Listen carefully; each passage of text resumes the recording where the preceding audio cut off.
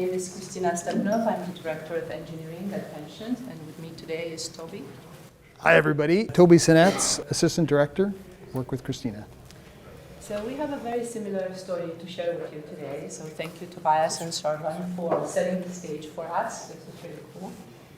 We at Pensions started about 3 years ago on a journey to modernize our core systems and move them to the cloud. And one of our initial projects was the replacement of what we call imaging system. This is a business critical system that was used to scan and save documents received from our members, so through mail, email, and our web portals. The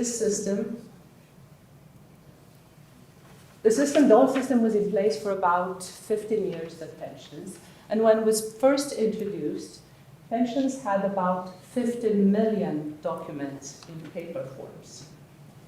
And these documents had to be scanned and indexed one at a time in the new system.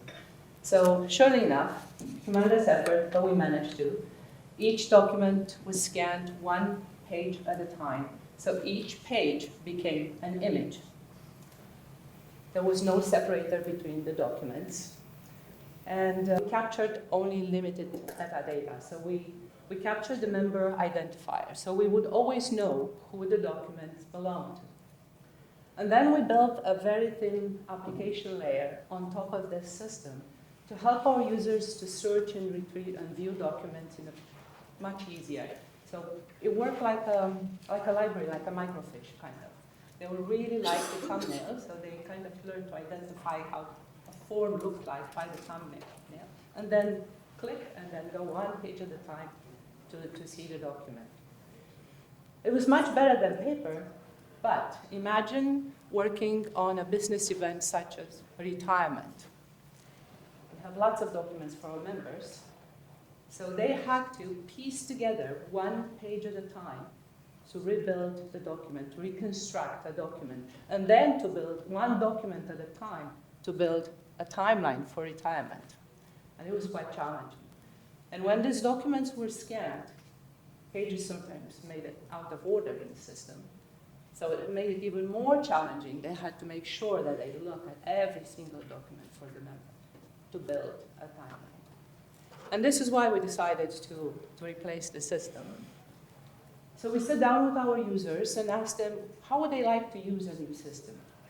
So aside from, of course, we want to be able to process requests faster. So for us, it's like, okay, they need to search through images faster to look what they need, the information they need to. But they also said, well, we like to be able to search for proof of age. This is a very common search in our business. So they want to be able to search through the images for a member for a document that has a proof of age or a signature. So they had specific searches that they needed to look for, and these are very common in our business. So that's when we started to look at how can we build a system to give them what they need. Toby here is going to talk a little bit about the solution. So, this is on?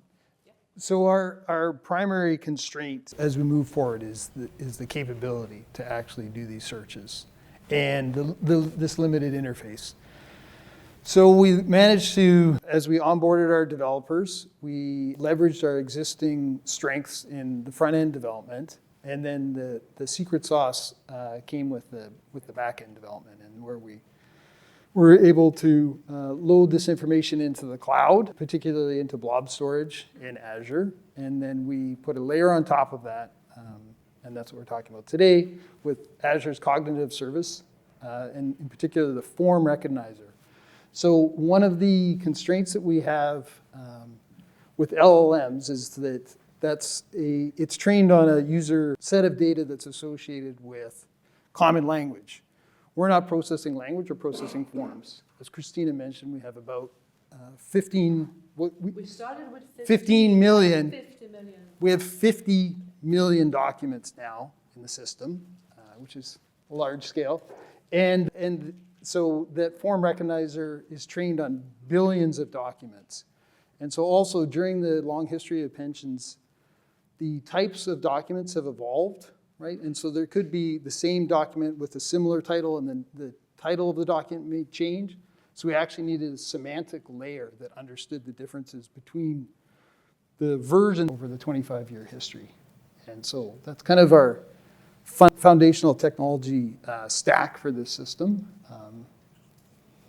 Yeah. So the first release of the system went live about a year and a half ago. We had a few smaller subsequent incremental releases. And at the same time, we built a prototype to actually train our users, help them see what we can build for them with the technology we now have access to. And this is the prototype we want to share with you today. Actually, we have two. Yep. Let's go. Yeah. So what we're going to show you today is two different types of searches in our system. One is by name, and we're going to look for a member, Ben Kiefer, and we see that the system will have all the documents we have in the application for Ben. And when I say all the documents, all the images we have for Ben. So if let's say we had 100 documents for Ben, then we can ask the system for a specific document time. And then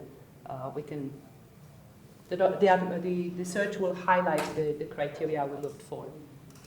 Now the second search is by person ID. It's a very common search in our business.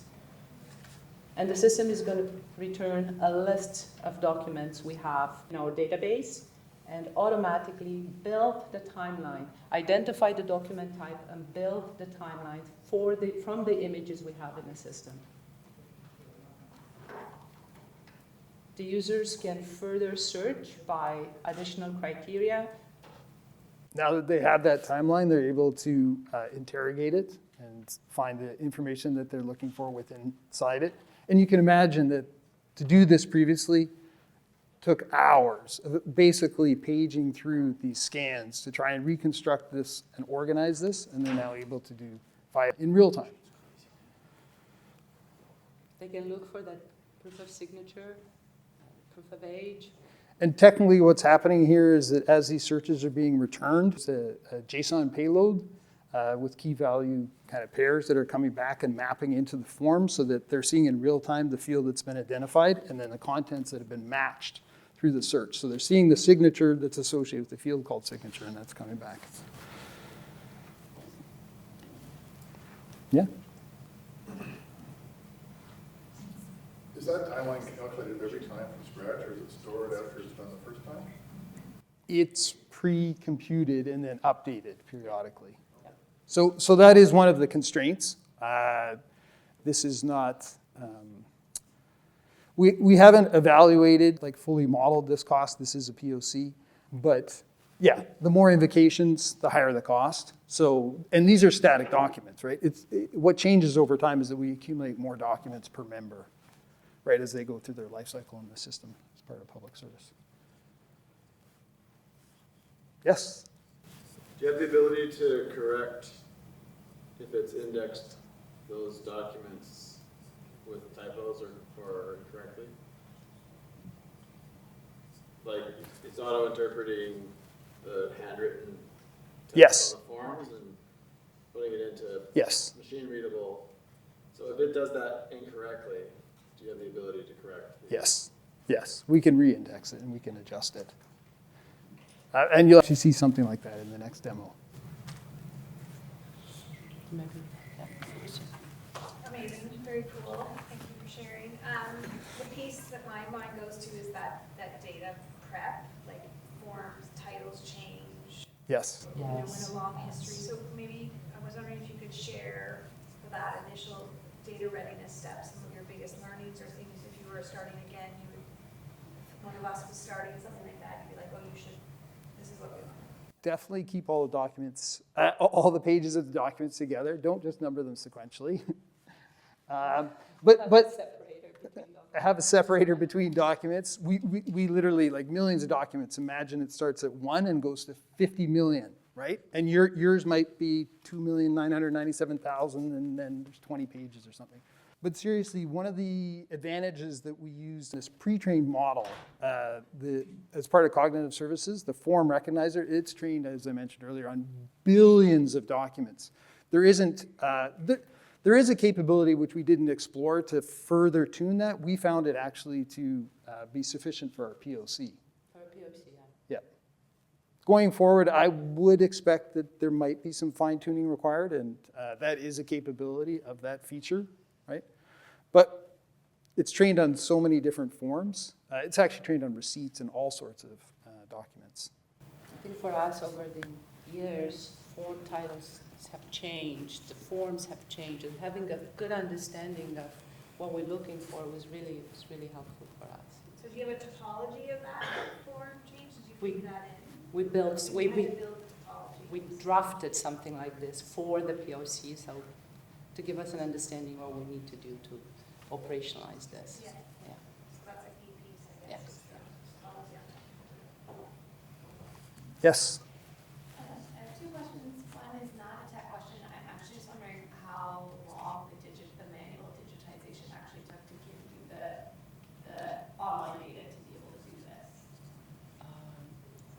Initially, Yeah, imaging the system- 15 million initial. I really Like don't know. years? That was a while ago, it was way before our time. Yeah. Okay. Second question is, I just want to confirm, does this mean there is no manual metadata entry? It's all done through this tool that you developed? So after the first system was put in place, that was the process. Our staff had to look at the form, recognize the form, and then manually assign a document type.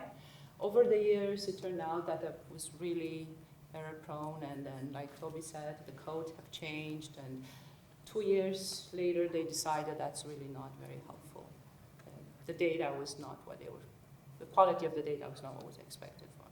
So we gave up on that. So that's why we came up with the tool. And when we first moved to Azure, we actually identified the document types.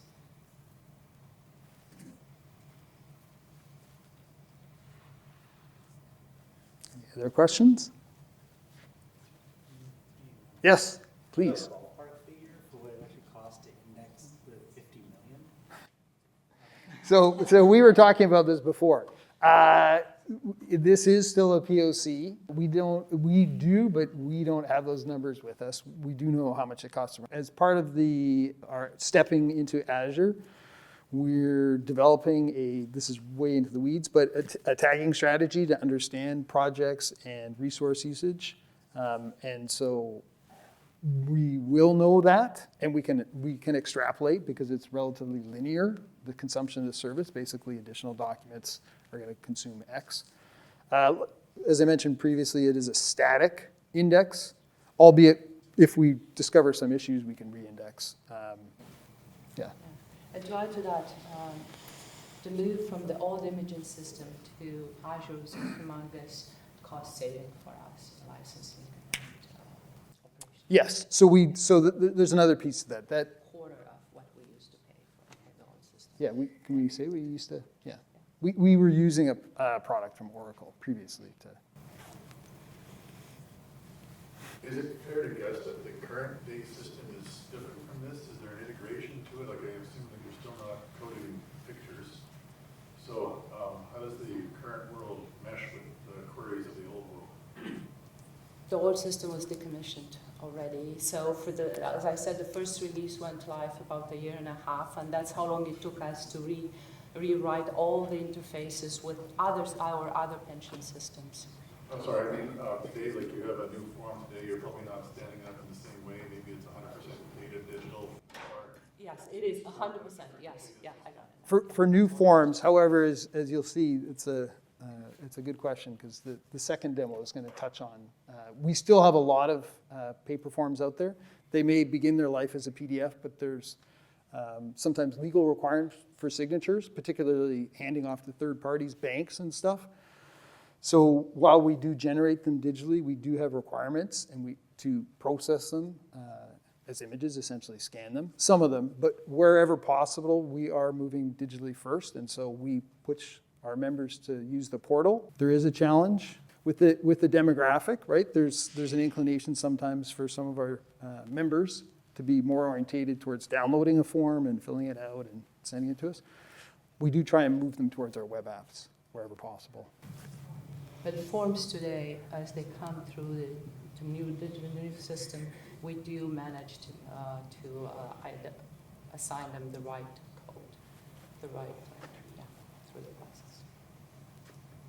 Sure. Yeah.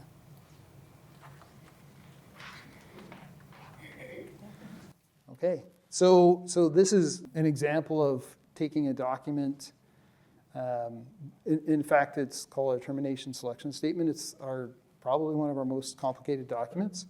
And this is one of the ones that requires a signature or multiple signatures. And this is provided by a member. And in this case, there's multiple attributes here that are going to be picked up by the form. In addition to OCR, you can see that there's checkboxes. And those are requirements as well. Those are data elements that we have to capture and manage. So this is what the PDF looks like. Can I put on my member of the BC pension Yes. hat instead of technologist, and to say, like, with there really plans to make that functional visibility to the users? I love the portal, by the way. It's a great UI, and it would be so great to be able to get your own documents back. Right? Like, Do you want to get our own documents back? Visibility. Through the portal? Yes. Yes, we right? heavily, You know your own yes. stuff back and That's see what you did. priority at the top of our list. Yeah. Yes, yes. All right.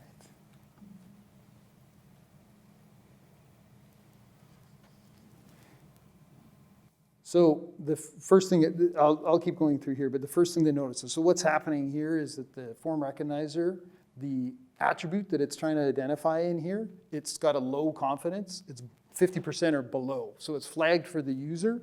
That's a visual representation that we expect the member can use. And you can see what it's identified as. So this gives the user an opportunity to override it or accept it and continue. The other attributes have been picked up. They can still be overridden, but we have more than a 70% confidence, so between 70 and 100% confidence in these other ones. And that doesn't necessarily tie to the fact that some are handwritten or filled out by a form.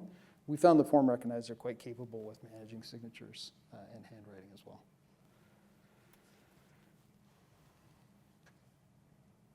So yeah, it's this pre-population. The idea here is to speed the member services where they are required to use these documents that have signatures, paper forms.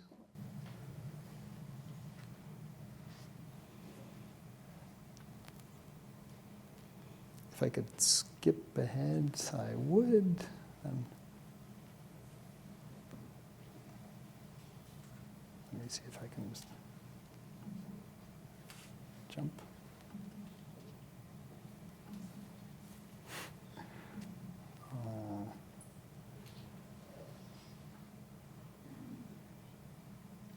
So these forms, as you go through, these forms go out on paper today to the members, and they fill in the forms, they sign the forms, they send them back to us, we scan them digitally, we save them in our new system, and then when the CSRs are processing the requests, they go and say, oh, okay, we're missing some information here.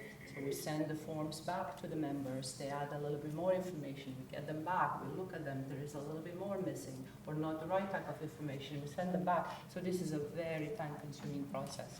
Yep. So we're trying to come up with a solution to give that feedback to the members in real time. So to, at the minimum, ensure we have the data we need to process the requests. And so this isn't part of this POC, but we identify mandatories. So if they've gone down, so perhaps they've this is quite a long form and there's quite some complexity to it. So if they've gone down a path where they've missed a section, we would actually be able to notice that there's no information populated in that particular section. And in real time, like Cristina had said, to trigger them to provide that information and avoid some of that back and forth. This piece here, you'll see that this says bank of something as the authorized user, and it was flagged as a authorized issuer. This says bank of man. It's meant to be bank of mom. Right? So this is that medium confidence level between 50 and 70%. Julie was picked up correct. This would, the person did provide their name as Julie. That looks like Julie. That's correct. This is another field that wasn't with the lower confidence.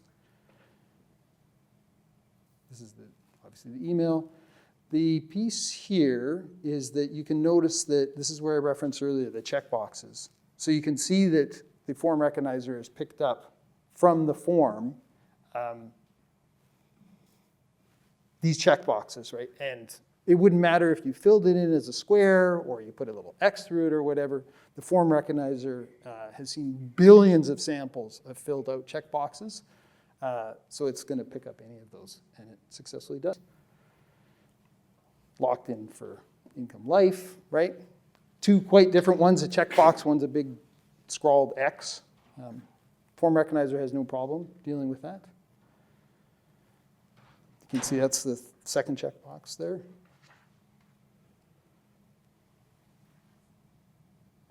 And see if there's anything else.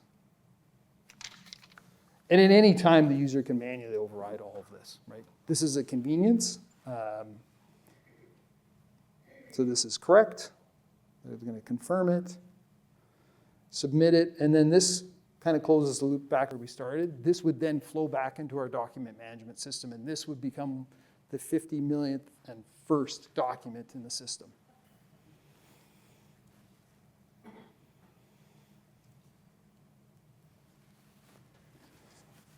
So.